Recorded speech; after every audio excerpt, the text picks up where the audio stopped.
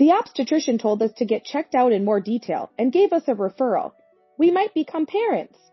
Daniel would be happy, I thought. That's what I was thinking. But Daniel's words were different from what I had imagined. Huh? Seriously? Daniel looked perplexed and sighed as if it were a bother. What's wrong? We've been wanting a child for so long. Aren't you happy? Pregnant? I don't know anything about that. Please just stop talking. Do you plan on having a kid and spending even more money when you're living off me? Who do you think is providing for our living? It's thanks to me working overtime and on weekends, right? I was dumbfounded by his patronizing tone. I had been so happy about the long-awaited pregnancy, but it quickly felt like I had been dropped into hell. I don't want to come home to a messy house and the sound of a crying child. There's no point in being married to you if you're pregnant. Get out of the house. Hearing those words, I felt foolish for having endured so much until now. I remained silent and went to my room to start packing my things. I am Scarlett, a working mother who works from home. I live with my husband Daniel, who is 2 years older than me. Even while balancing work, I have managed to take care of the household to relieve my husband's fatigue. We've been married for 5 years. When you're together for a long time, you start to see the less appealing sides of each other. I was no exception. Daniel often leaves the house citing work as the reason. He frequently works overtime and has to work on weekends almost every week. I was worried about Daniel's health. Hey, you've been working overtime a lot lately, haven't you? Are you okay? Yeah, but it can't be helped. It's tough for everyone, not just me. I can't just not do overtime and go home, right?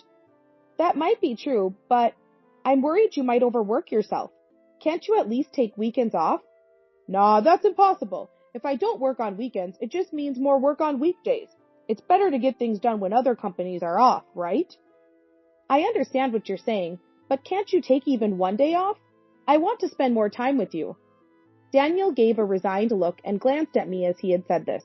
You're always at home, so maybe you don't understand about work. There are times when a man has to stand firm, and that time is now. Haven't you ever heard of workplace reform? I was appalled by his statement, which was so out of touch with the times.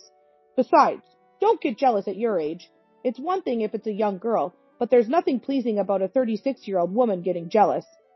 I was speechless at Daniel's harsh words. Is this how you talk to a wife who's worried about you?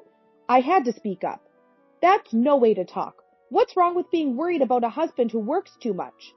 Ah, enough already. I don't want to come home tired and listen to my wife nag. Besides, don't complain when you're living off me. Daniel left the living room, clearly irritated.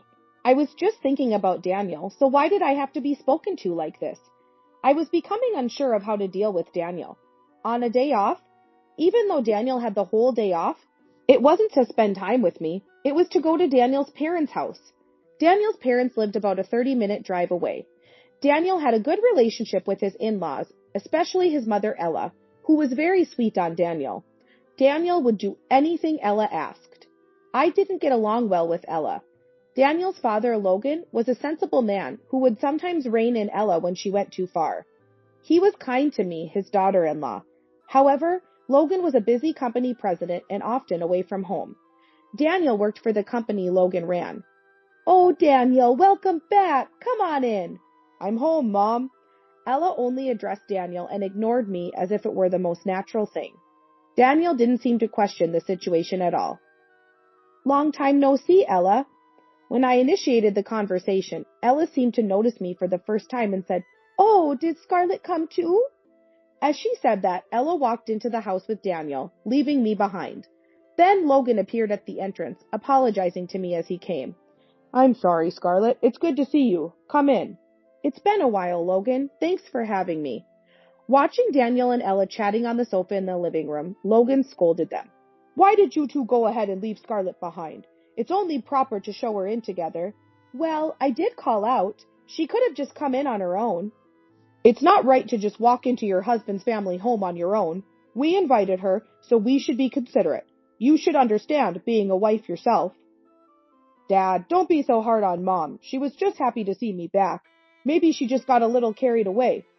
I can't understand being so overjoyed just because an adult son comes home once in a while.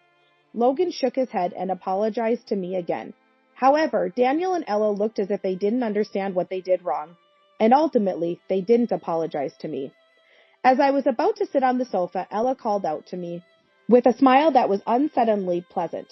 "Scarlett, could you help me make some coffee?" "Sure." I followed Ella to the kitchen. As soon as we were alone, the smile disappeared from Ella's face, and she spoke to me in a low voice. "Come on, hurry up and make the coffee, and make sure you prepare the cookies properly." Whenever I visited my in-laws, Ella would push household chores onto me, especially when Logan wasn't looking. She knew she'd be scolded by Logan if he found out she was making me do all the work. Such a cunning person. But this was nothing new to me. I was used to it by now. While I prepared the coffee, Ella continued to criticize me nonstop. My clumsiness, the cookies not being to her taste, my unfortunate-looking face. She would list these complaints and finally conclude with, "Really? I wonder why Daniel married someone like you." It's astonishing how she can tirelessly complain about me every time. At first, I was shocked by every comment, but after 5 years of the same, I seem to have become numb to it. For minor things, I just apologize with a simple, "I'm sorry," and let it go in one ear and out the other. Perhaps my lack of reaction was boring for Ella, as she continued her tirade against me. "It's been 5 years since you got married and you still don't have children. Could it be that you're infertile?" My body tensed up instantly. This was something I had always been sensitive about. I had wanted children since the beginning of my marriage. Her blunt mention of such a delicate topic made me struggle to contain my anger. Noticing my reaction, Ella seemed to decide to press the issue further. "Daniel is our only son.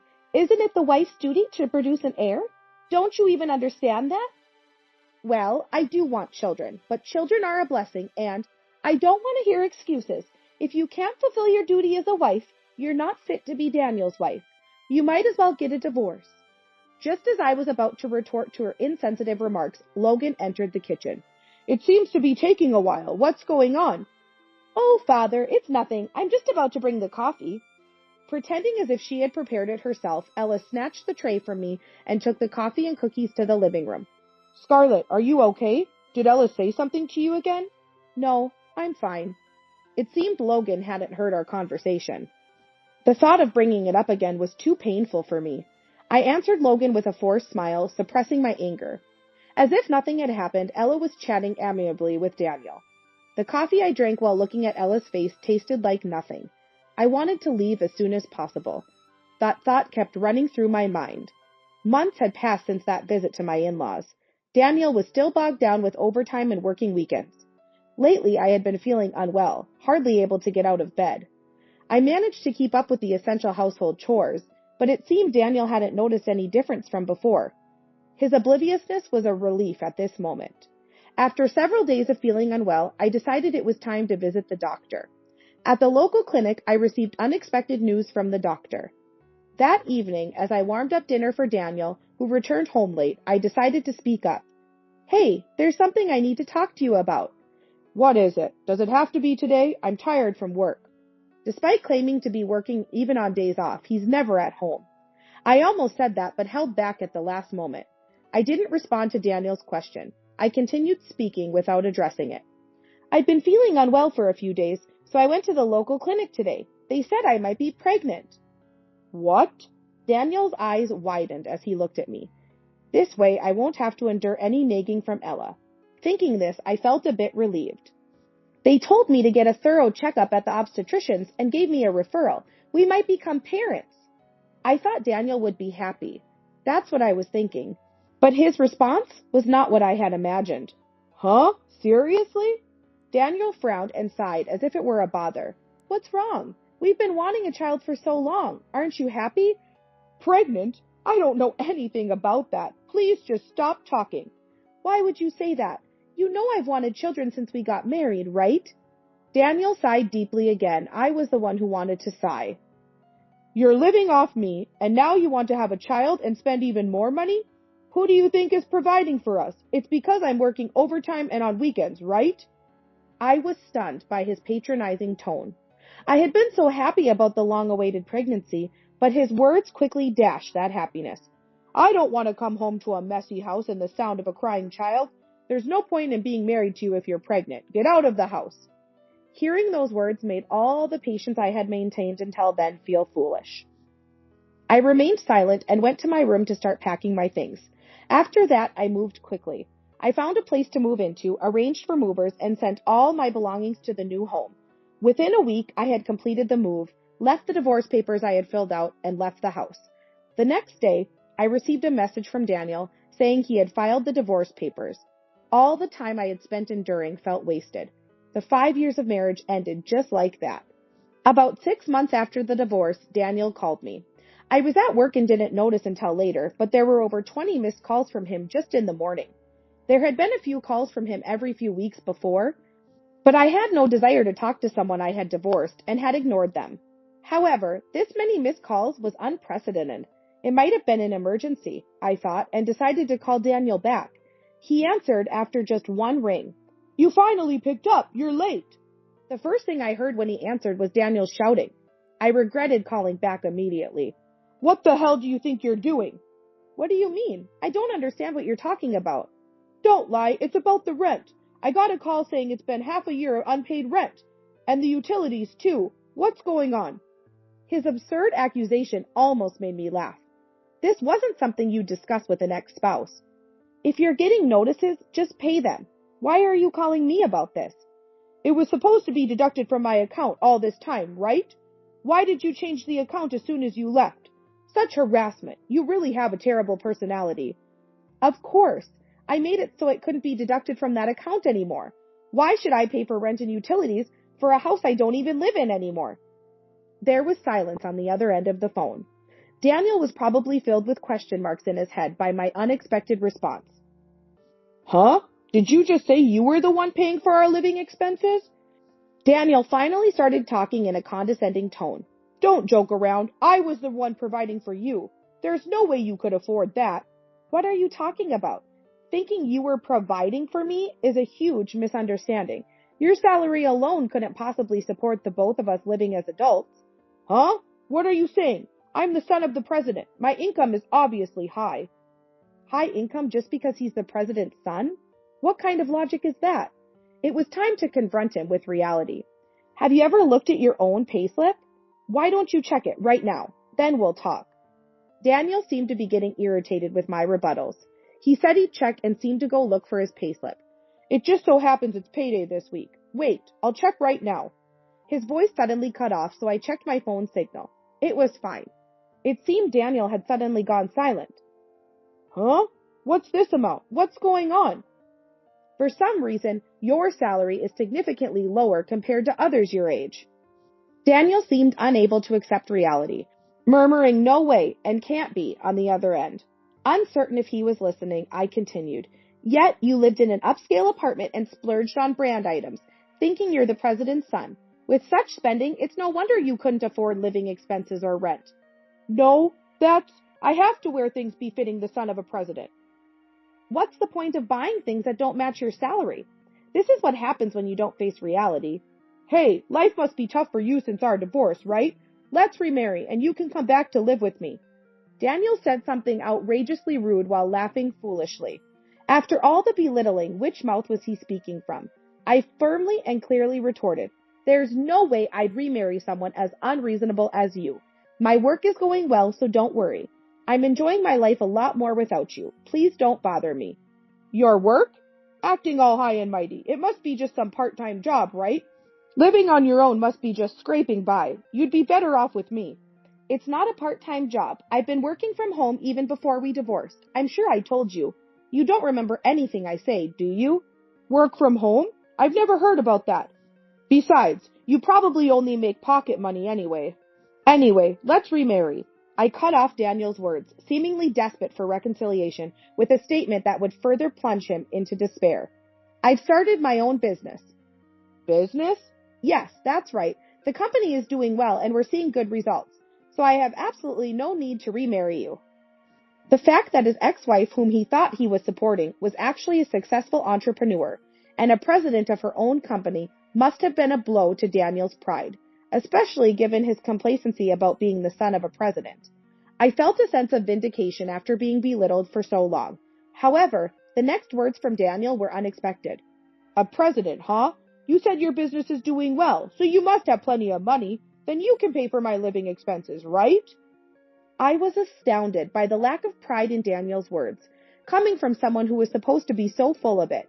It's surprising how people can act so desperately when they're out of options. We're divorced, remember? We have nothing to do with each other. I'm not going to pay money for someone who's a stranger to me now. Wait, Scarlett. There's nothing more to talk about. Don't call me again over such nonsense. Goodbye. Daniel seemed to be saying something on the other end, but I mercilessly hung up the phone. There were a few more attempts from him to call, but of course I didn't respond. Eventually he seemed to give up, and the calls stopped. Looking at the quiet mobile phone, I felt relieved. I wonder how much time has passed since I spoke with Daniel on the phone. My days have been so hectic that I can't even remember such details. My phone rang again, and without checking the screen, I answered it, resolving to always check the caller in the future, no matter how busy I was. It was Daniel on the line, sounding upset as usual. There's a rumor going around the office that I'm cheating. You must have done something for revenge. Look, I'm too busy to bother with someone I want nothing to do with. It wasn't me. That's impossible. Only you would benefit from such a thing. Spreading false rumors. I'll demand compensation from you. It all came down to him wanting to squeeze some money out of me. Giving money to such a person would be like throwing it away. I would never comply with such a demand. I decided to respond in a purposefully frivolous manner. Ah, could it be because of that? You have an idea about it? It was you after all. Of course I haven't been spreading any rumors, but I did consult Logan, your company's president, about your affairs. What? You told Dad? Daniel asked me in a flustered manner. Perhaps he thought I hadn't caught on. Or was it the shock that my father knew about the situation? Either way, it didn't matter to me. Before I brought up the pregnancy issue to Daniel, I had been suspicious of his frequent overtime and weekend work. Logan was often busy with work, and it was common for him not to be at his home when I visited. However, I couldn't imagine Logan, a reasonable man, forcing his son or any employee to work excessive overtime or weekends. So I hired a detective to investigate Daniel's activities. As expected, Daniel was having an affair with a female colleague. The other person was a female colleague from the same company. It was one thing if it was just Daniel, but with the affair involving another employee, I had no choice but to inform Logan, the president. I sent various pieces of evidence to the company addressed to the president. It's likely that Logan took some action, which led to the rumors spreading within the company. I can't believe Dad knows. What have you done? Don't get mad at me. If you hadn't had an affair in the first place, none of this would have happened. I owed a lot to Logan. I couldn't overlook an employee blatantly having an affair. You're meddling in things you shouldn't. Damn, my position is... Why he clung to a position that didn't even pay enough to support one wife was beyond me. It was a waste of time to keep listening to Daniel muttering to himself. I hung up the phone. A few days later, I received a call from Logan. Scarlett, it's been a while. Do you have a moment? Long time no see. Yes, I'm available. I see. Well, I'm terribly sorry for the trouble my foolish son has caused. No, Logan, you're not to blame. Daniel is the one at fault. That may be so, but I also believe there was a lack of oversight on my part. I'm truly sorry for making you uncomfortable. It was exasperating that Daniel had caused Logan, a man of integrity, to apologize like this. Neither in the previous phone call nor in this one did Daniel himself apologize. It's truly unfortunate for a parent to have to apologize for their grown child's actions. Given the affair within the company, we had to impose severe sanctions. The woman involved was demoted and transferred to another department, and Daniel has been dismissed. Dismissed?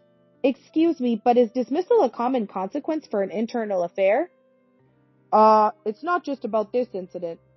Scarlett, were you aware of Daniel's salary? Yes, but he mostly spent it as he pleased, hardly contributing to the household. Unbelievable. That boy never ceases to amaze me. Well, there's a reason for the amount of his salary. Logan sighed before gently asking if I was willing to listen. Of course, I agreed. The thing is, he strutted around using the fact that he was the president's son, but hardly did any work. He even threatened those who opposed him with complaints to me, the president. I suspected there was a reason behind that salary amount, but I never imagined it would be this bad. I hadn't realized he was such a self-centered person. It was a relief to have divorced such a self-centered person. It would be wrong to pay him a high salary just because he's my son, given his behavior. That's why his salary was what it was. It's admirable of you, Logan, but it's exactly what using someone else's power for personal gain means. Logan laughed heartedly at that. Exactly. I don't regret my decision as a president. However, it seems to have shocked Daniel. He's come back home but has been shut away in his room ever since. You don't need to worry about it, Scarlett. With that, Logan ended the call. While I felt sorry for Daniel, I also felt guilty for causing trouble for Logan. Not even a month after my conversation with Logan, I received a message from Ella. It was a demand to come to my in-laws' house. The message was terse. To me, my in-laws' house felt like enemy territory. I wanted to avoid it if at all possible. However, there were things I wanted to discuss directly with Ella. After contacting Logan, he assured me he would be home, so I decided to visit my in-laws. Oh, you came. Ella opened the entrance door with a blank expression, not bothering to welcome me in, but instead quickly retreated into the house herself. As usual, he didn't invite me in, but hurried into the room by himself.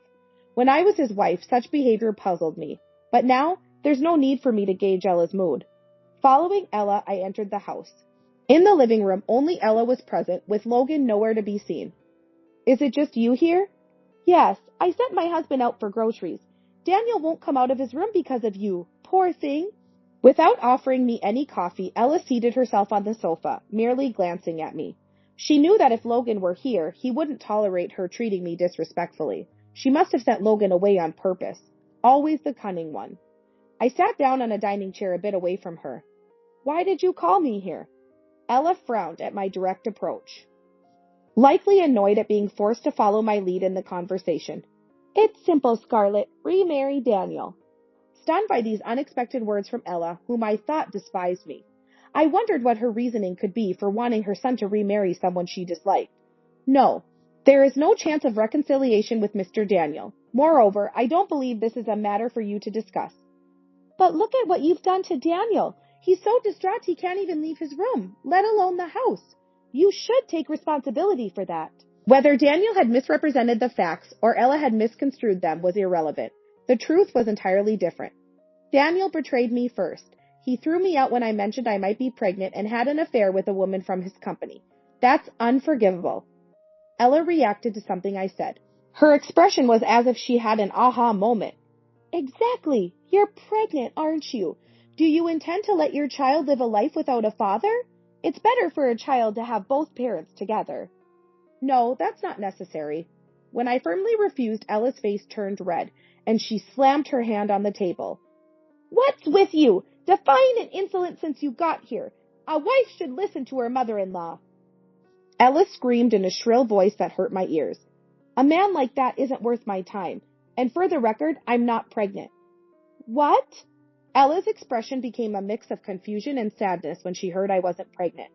What do you mean? Weren't you told at the hospital that you were pregnant? That's what Daniel said. The clinic I went to wasn't an obstetrics and gynecology specialist, so they gave me a referral to get a detailed examination. It turned out to be just a health issue, not a pregnancy.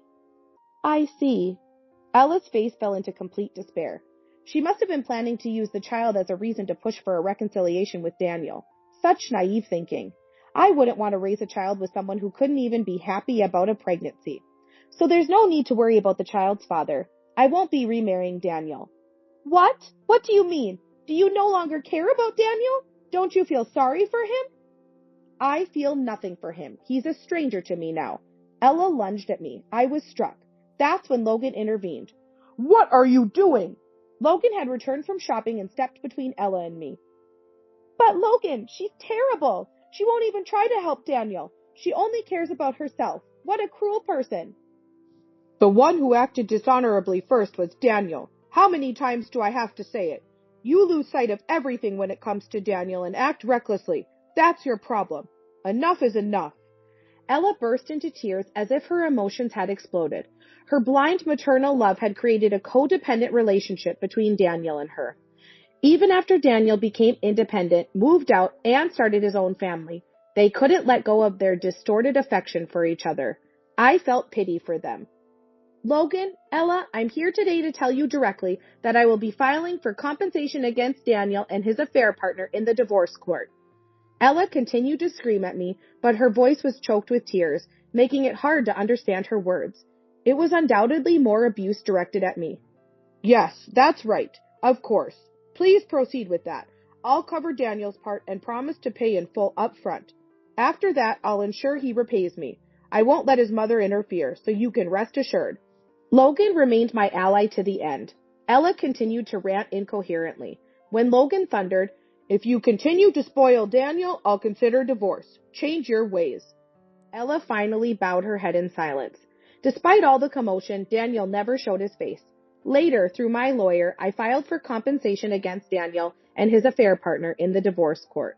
Both were paid in full. According to Logan, Daniel started working part-time and has been repaying him a fixed amount every month. I've threatened to transfer the debt if he's ever late, so there haven't been any delays so far. Logan said this with a laugh.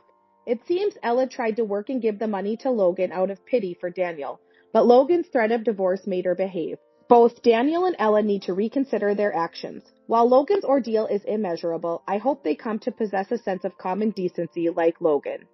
As for me, work is going well, and I continue to lead a busy life. Having Logan, a seasoned president, as a sounding board for business matters has been incredibly reassuring.